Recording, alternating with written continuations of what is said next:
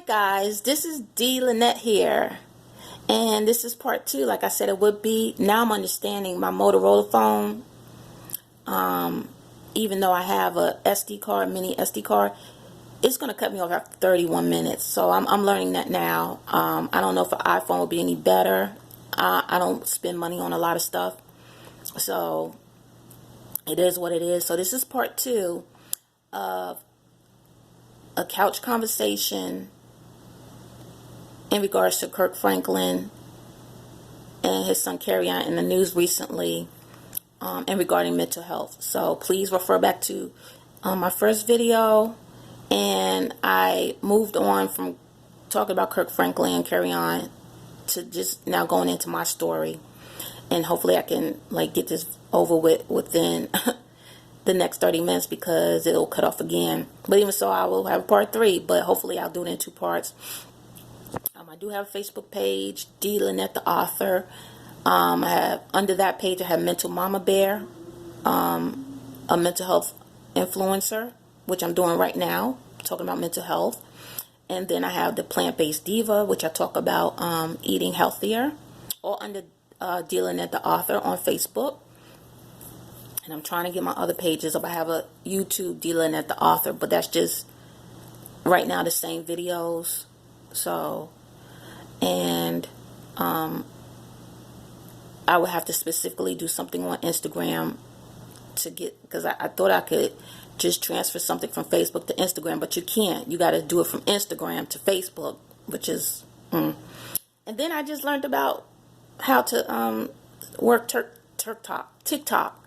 So, I might be doing some funny stuff on there, or something about cooking or something.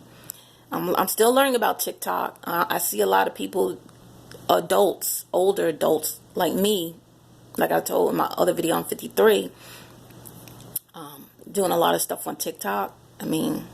But I see some funny stuff on there, so I'm going to try it out. And so, Twitter never has really been my friend. So, anyway, back to my story before I got cut off. And I mentioned in that video, I said I'm going to get cut off, so, look out for part 2. So just to get into it, you will have to go back to the first one. Otherwise, I'll use this 30 minutes up talking about everything all over again. So anyway, I think I left off where, I don't know exactly where I left off. But I know I was talking about understanding what Kerrion is going through, because it's called post-traumatic stress disorder. And again, I'm not going to go into it. And I have a lot of experience. I'm not a mental health expert, but on the patient side and caregiver side,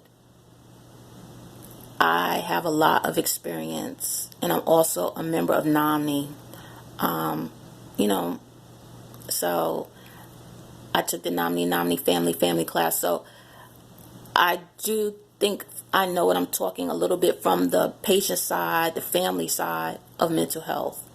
So just by observing what Kerrion is going through, I said this is only opinions, and it's only what I've seen on social media that he posted himself, and then his father responded, seeing his mother in the videos. That's all I'm talking about. I'm not talking about nothing else, because everything is alleged. I only can allege, but I'm thinking Kerrion, his upbringing was different than his siblings, and it hits you when you're an adult. So, I was talking about my siblings, so it was like how I was treated differently than my siblings. So when I hit my 30s and 40s, I started speaking out again against how they treated me, and I became the black sheep. I became the bitter one. I became the holding grudges and all that stuff. And I'm like, I'm just trying to tell my truth. And my mother knows what's going on. And yes, they still, both my parents and my step-parents are living. They're healthy. They're living their lives. They one of those people in their senior years that still got all their faculties and they're doing good. They're not in nobody's nursing home or nothing. They're doing good. So, yes, I'm talking about this at 53, but if you go on Iana, if you watch Iana Von Sant's Fix My Life shows, all these grown people like me, we still have issues from our childhood, and sometimes it don't get resolved because, like the comments under Kerrion's current issue, because he's 33, they say he should get over it, and then people make fun of, oh, he's dealing with mental illness. He could be dealing with depression, and depression, that's a mother. So, but to call him all these, names and stuff about mental illness, I think some people are saying bipolar, and he's just hurt. It's stuck in here. And when you go over it over and over and over again throughout your years of life, no matter if you're 30, 40, 50 like me, it's called post-traumatic stress disorder. It's not just for veterans anymore. It's any kind of childhood trauma. And now people are discussing their childhood trauma more and more and more. And now people, even celebrities, are talking about that. Celebrities are talking about their trauma. Celebrities are talking about going to therapy. And yes, all those things are good. But sometimes family issues unresolved is a mother, right? And I know forgive. You can forgive all day long. I have nothing against nobody. But it's still here in my heart. And then when I see my mother with my half sister, and even my older sister, and even with my daughter now, because they all live in New York, that hurts. I said, because it's never been me and my mother like that. My mother just never is that way around me since I was little, for some reason. And then with my father, I told him one time via text, I said, that's your daughter. That's your daughter. That's who always makes you laugh. I'm like, me, you're always serious. You're always serious and strict. But with her, it's always a laugh because you love her mother and they make you happy. But I guess I was a burden because at 13, y'all placed me with my grandma and my aunt and uncle that are only up to 10 years older than me. They could have been my older siblings.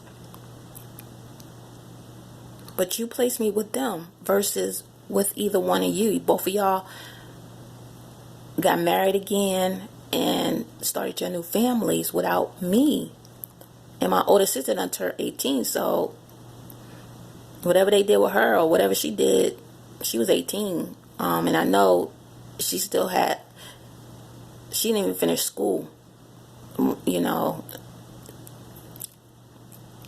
But my older sister was hurt for a while, but she finally got over it. She met a man older than her, and they went on and got married, raised two my niece and nephew, beautiful children. And living a good life. Didn't have to worry about nothing because her husband took care of her and the kids. So that was her happiness. But it took time for her to finally let bygones be bygones with my parents. But they now they're I'm the black sheep or whatever, because I didn't get there yet, because I experienced more as a child than her. She was already 18.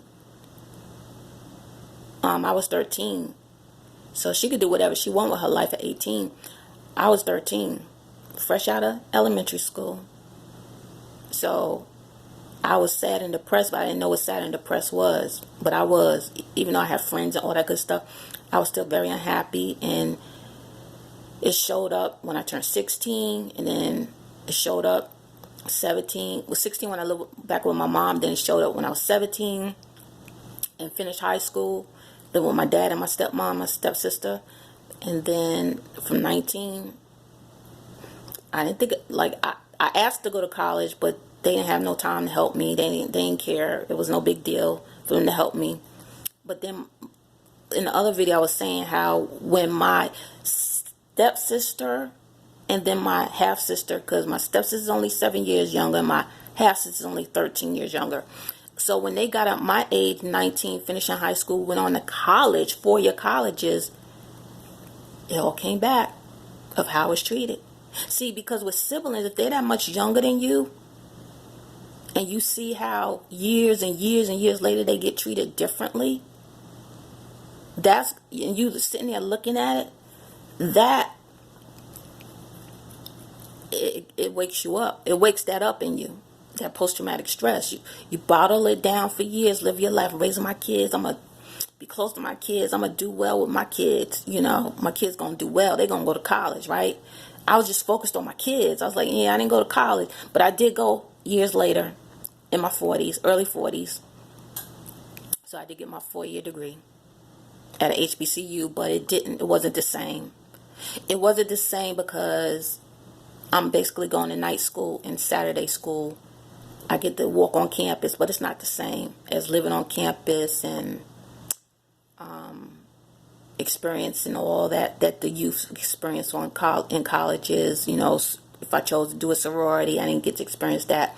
And a lot of my classmates, when I went back to school in my 40s, some of them went on to join sororities. But by that time, I was like, I don't need this now. I'm grown. I don't need this sisterhood thing now. I'm grown. So, yeah. So I'm going off tangent, trying to finish this video in 30 minutes. If not, it's going to be video number 3. So anyway, you know, that's why I feel for Kerrion. And all the comments talking about he's grown and he's entitled. And I mentioned how Ricky Smiley was harsh and Steve Harvey was harsh because they was like, he's a man now. So they're talking from a man's perspective. But I'm talking about it from somebody that went through something similar as far as being the child on the outside and the new children or the other children on the inside. They see the happiness. They see the happiness of your parents that you didn't see. See, at 13, you know, my mother, she worked and everything, but her personal life, her romantic life, you know, until she met this man and got married out the blue and had a baby, you know. And then my father, you know, he's married again and he loves his wife. Boy, she's much younger too. Loves her. She takes care of him. You know what I mean? Like, you know, she makes him feel good like a man.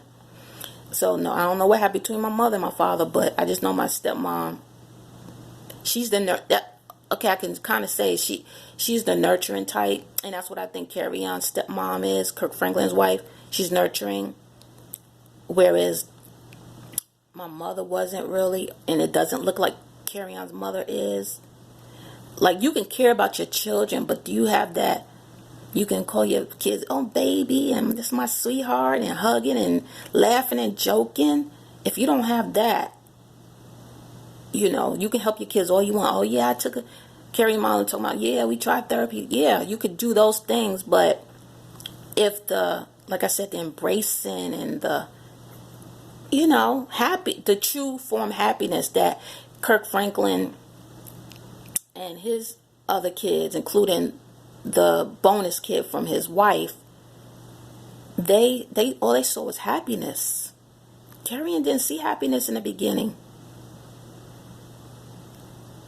So yes, it affected him. At 13, I was placed to the side while my parents went on to have happiness in their individual lives. But my mom's was short-lived. I used to see her and my stepfather argue when I went to visit them, just to go back to my grandma's house. But then I would always see my father and stepmother always happy and just happy. My father just had this sense of happiness, which it looks like Kirk Franklin is with his wife. You know, you got to understand.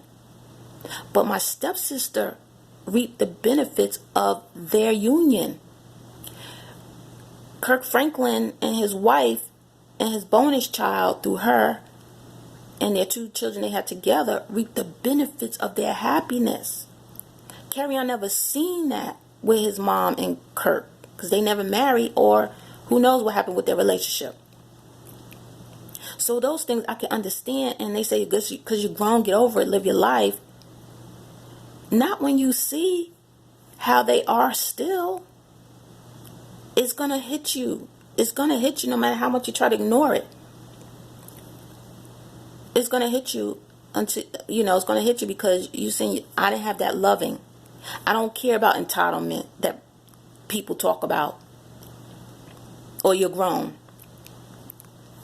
Bottom line is, Kerrion didn't receive the same kind of love that he saw his siblings. I didn't receive the same kind of love as I saw my siblings. It seemed like I was just like somebody was wanting to hurry up and move on so they can go back to their little happy family. I'm talking about my father's stepmother. And then how I saw how like my stepmother was with my stepsister, how that she adored her daughter. And then when they went on to have a grandchild, how they adored the grandchild. Now, they adored my daughter when my stepsister was little. So, I was happy about that. But when my son came along 7 years later, and I moved to North Carolina, they didn't take no time with him. Just call on the phone. Oh, how you doing? That's not enough. So I see how close my father is with his granddaughter by my stepsister. My son never got that. And that hurts right here. But like with Kirk Franklin, I think, don't he have a grandkid? And that grandkid's going to receive all the love. So it's all about love, people. It's not about entitlement. It's not about how much money. It's all about, did Kerrion get the love? Not the responsibilities of, I took him to therapy. That's not love. That's just you being a responsible parent. But that's not love. That's not the love. That's not the joy. And even though Kerrion's mother, she said she was in the church and all this good stuff, that don't mean there was love. That genuine love. Like on social media, I see all these people, my Facebook friends, talk about how close they are with their parents and everything. Like I said, I have friends that was close with their parents. I never experienced that. So even when I went to visit my mother before I just stopped it altogether, it was always superficial. Conversations were dull. But as soon as I see her and my half sister together, my mother lit up when she came around. And you could see the darkness around. And I wasn't a bad child. I just didn't go to school. I just was unhappy, didn't go to school. But when I moved in with my father, boy, he's like, you gonna go to school. You gonna go to school. So I finished school. And I kept to myself. Even with my mom living with her, I kept to myself. I didn't bother her. I kept to myself. So I wasn't a bad child. And even so, I was a child. You were supposed to get me help, right? If I was a bad child, you're supposed to give me help, right? But they never saw the depression in me. So like with my son, my daughter, she did well in school, went on to college. Now she's in New York, living her life. She's still single, no kids yet, right? But my son, he had behavioral issues from when he was little. And from day one, I took him to get help. So those are what we're supposed to do as parents. That's a responsibility. Okay? And then sometimes, your kid just stuck. It's a box right here. And there's a tape playing over and over again throughout your life. And don't care how old you are, it's still there. And every time you see, and why it's post-traumatic stress disorder is because every time you see them together as a happy unit and you never had that. I don't care when people say, Kirk took up time with his son. It's not the same. He didn't get the same effect. Did he live with Kirk and his wife and the kids? Or did he just go visit? Because I went to visit and I would see how well they are as a family. Well made they are. Then I had to go back home to my grandmother. And she was a good grandma. Bible toting, all that good stuff. And my aunt and uncle were good to me. But it's not the same. Like every weekend I'm coming back from my father's house. No bedroom of my own. Go visit my mother. Come back to my grandmother's house. No bedroom of my own. Why did they do that to me when they had decent lives? Why didn't you make sure I went to college? But you helped my siblings go to college. Like I said, my older sister went on and got married. He took care of her. He worked for the transit system, made good money. So she did her thing. Anyway, that was my take on everything. Just a couch conversation, sitting on my couch. Lots of people there in their bed. I'm sitting on my couch and having a couch conversation in regards to mental health. That's why I have a page under Dealing at the Author, Mental Mama Bear. The mental health influencer. And I'm already at 20 minutes, so I'm going to try to finish this up. So, everybody's talking about Kerrion's age, and Kerrion need to get his own life. I did that. I had my own kids and everything. Went on about my life. Moved to North Carolina, far away from them. Then my father eventually moved to Florida, and I only went there once. And my son hasn't been never. Okay, not even as a kid. So that's why I wrote 3 books. That's how I released it. Writing 3 books. Kerrion just went on video and released. He's trying to release his issues. But we all have trauma. Some grown people get along with their parents, or have, if they're still alive, and they don't understand. They're not in our shoes.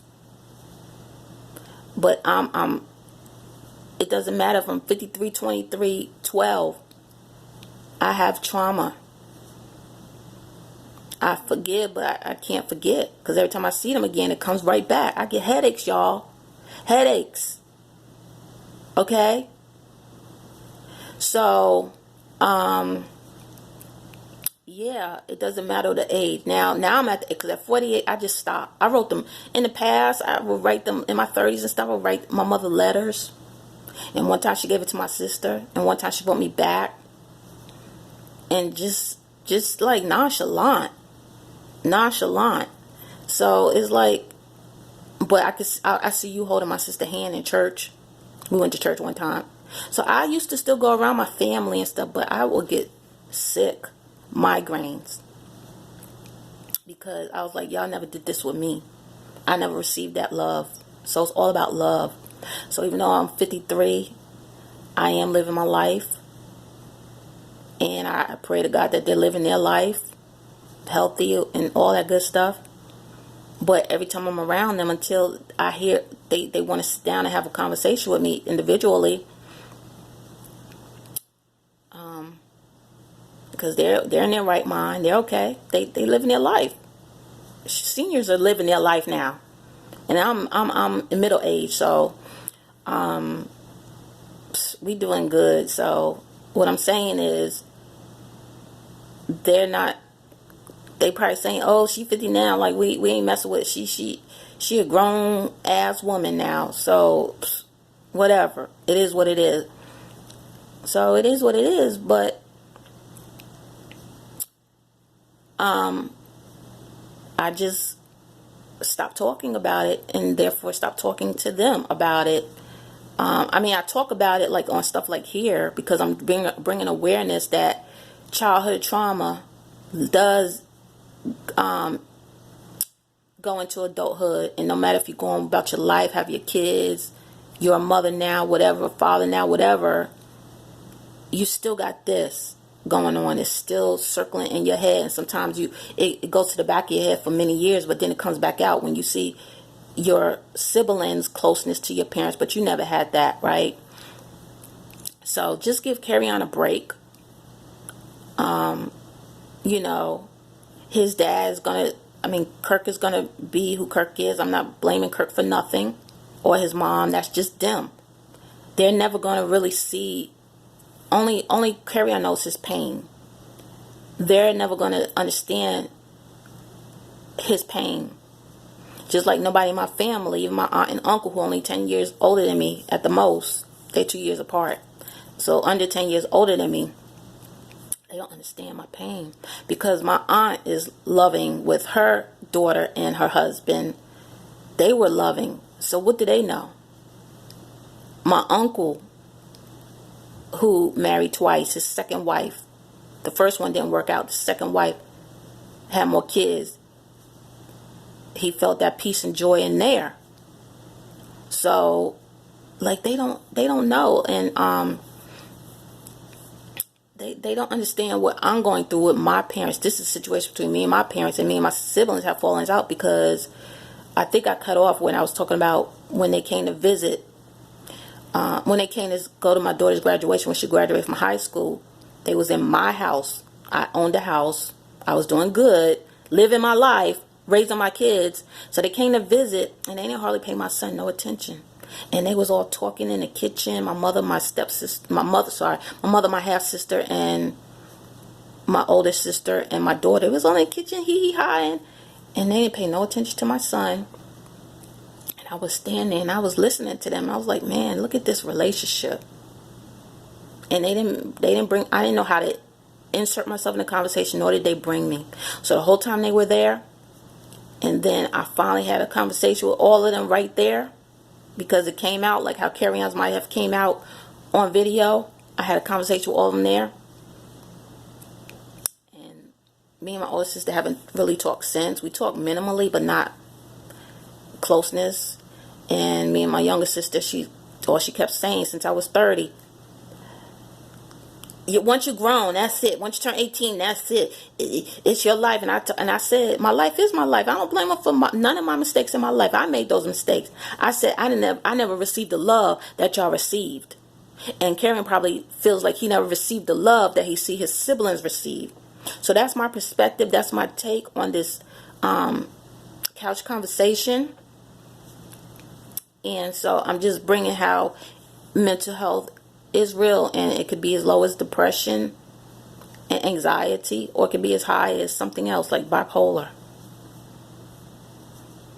But your family, you turn into a black sheep. You turn into a black sheep. You turn into a black sheep. And then you have to decide. Maybe Kerrion may take him to his 50s, God willing, to just move on. Hopefully he'll get him a wife that loves him and will nurture him, get some kids. That's my hope for Kerrion. Just find you somebody to love, and that's your family. Live your life. Because that's what I'm doing. Like, my kids are grown, but I'm living my life now. And I'm not getting those migraines because of them. I get migraines for other things, but not because of them.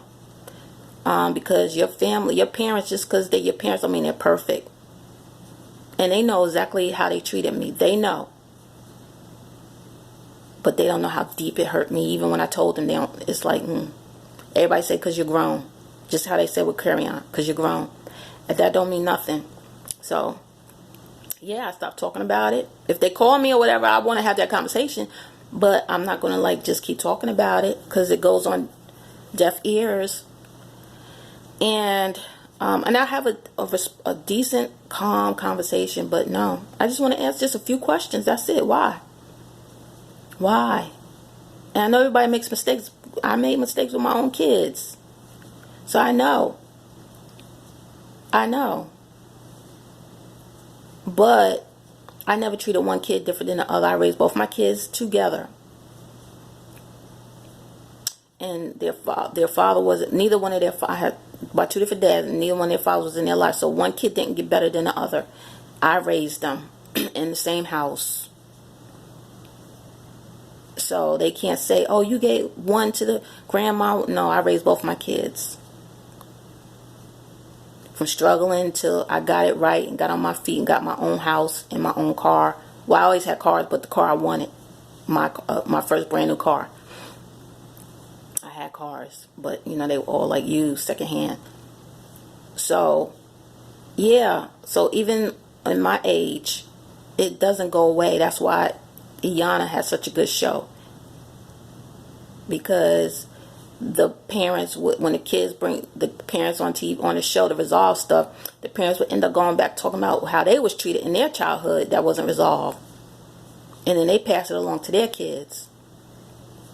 So, don't judge Kerrion for what he's going through. It just so happens his father's a celebrity. But he still hurts. And I understand how he feels. And I understand mental health.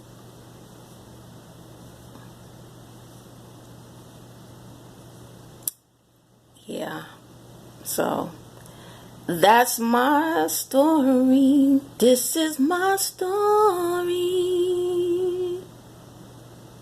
This is my truth. And it doesn't matter. I don't know. I just made that up. I mean, it doesn't matter how anybody else thinks, because they're not in my shoes. Maybe I should have sung that. It doesn't matter, because you're not in my shoes. Have a good day. But if you can't, just try your best. That's all we could do. Right? Oops. Okay. No. Okay. Why don't you... Okay, now what... Okay, so you cut off... This, I'm talking to motive. You cut off on me, but when I press the button